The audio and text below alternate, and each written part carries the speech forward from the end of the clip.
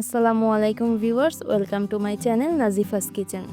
আজকে আমি আপনাদের রান্না করে দেখাবো চিকেন কারি। সাধারণত বাসাবাড়িতে আমরা যেরকমভাবে চিকেন রান্না করে থাকি, আমি আপনাদের আজকে সেরকমভাবে রান্না করে দেখাবো। তো চলুন শুরু করা যাক।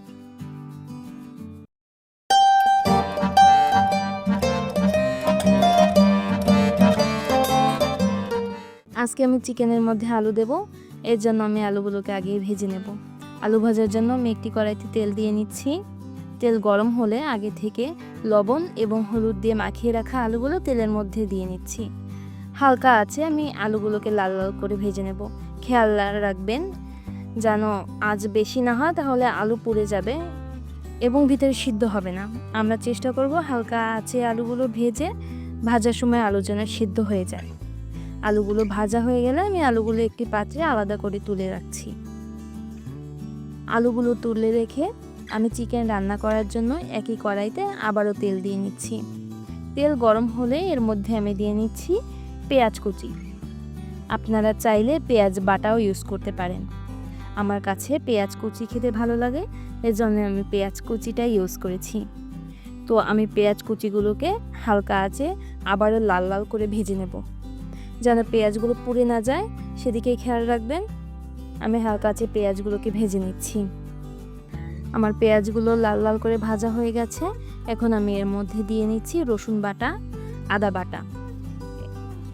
এগুলো দিয়ে আমি একটু ভেজে নিয়েছি। এরপর দিচ্ছি গরম মশলা বাটা, শুকনো মরিচ বাটা। আপনারা চাইলে শুকনো মরিচ গুঁড়াও দিতে পারেন। আমি আমার পছন্দ অনুযায়ী শুকনো মরিচ বাটা দিয়েছি। আমার কাছে বাটাটাই খেতে ভালো লাগে। সবগুলো মশলা আমি একটু ভেজে দিয়ে দিচ্ছি এর মধ্যে দুটো তেজপাতা ছিঁড়ে দিয়ে আবার একটু ভেজে নিচ্ছি। এরপরে দিচ্ছি লবণ স্বাদ মতো। আপনারা আপনাদের স্বাদ মতো লবণ দিয়ে নেবেন। লবণ দিয়ে আমি আবার একটু ভেজে নিচ্ছি। এরপরে অল্প একটু পানি দিচ্ছি যেন মশলাটা নিচে পুড়ে না যায়। খেয়াল রাখবেন মশলাটা যদি নিচে পুড়ে যায় তাহলে তরকারি খেতে তেতো লাগবে।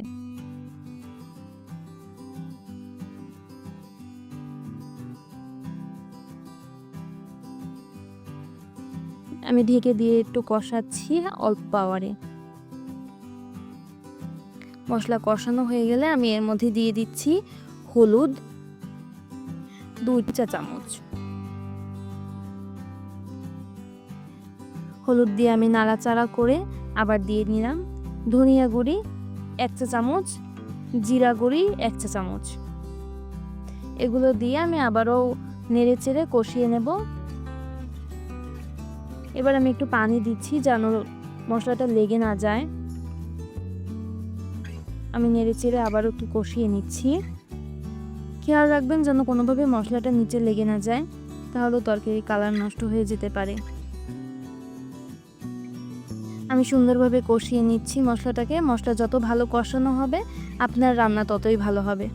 মশলাটা ভালো মতো কষানো হলে আমি এর মধ্যে এবার মুরগিগুলোকে দিয়ে দিচ্ছি। আমি আমার পছন্দ মতো রেগুলার সাইজে মুরগিগুলোকে কেটেছি। কষানোর জন্য রেডি করছি। এখন আমি এর মধ্যে অল্প পানি দিয়ে দেবো, নয়তো মুরগি নিচে লেগে যেতে পারে। এখন আমি পানি দিয়ে আবারও নেড়ে চেড়ে মুরগিগুলো ঢেকে দেব।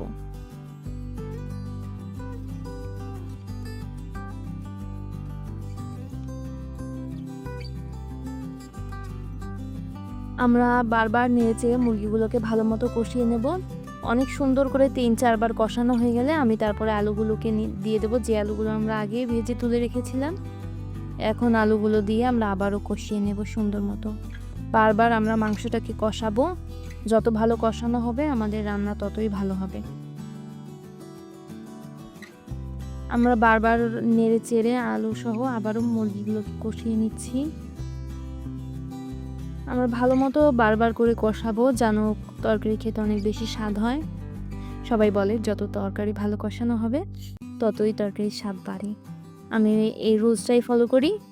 এখন আমি পানি দিয়ে নিচ্ছি ঝোলের জন্য। এখন আমি ঝোলের জন্য পানি দিয়ে ঢেকে 15 মিনিট রান্না করব।